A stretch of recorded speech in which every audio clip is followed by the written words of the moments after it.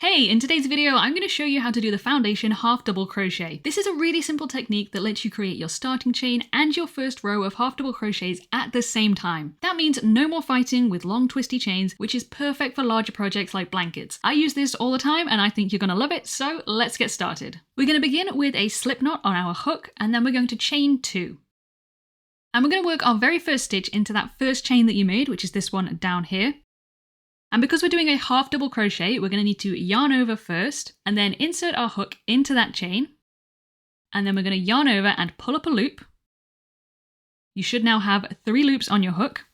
And then we're going to chain 1, so yarn over and pull through the first loop.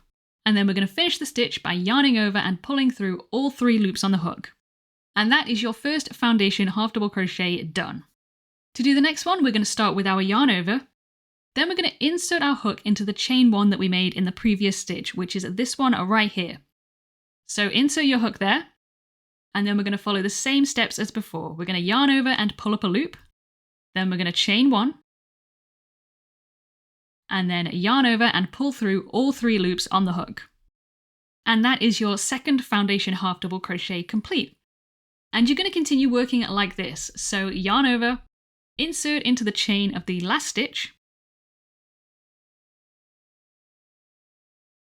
yarn over and pull up a loop, chain 1, and then yarn over and pull through all 3.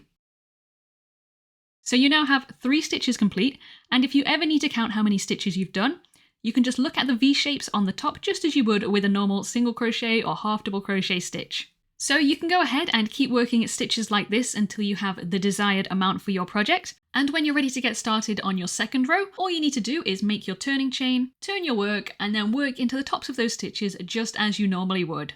I hope you found this video helpful, and if you have any questions, pop them down in the comments below. Thanks for watching and see you in the next one.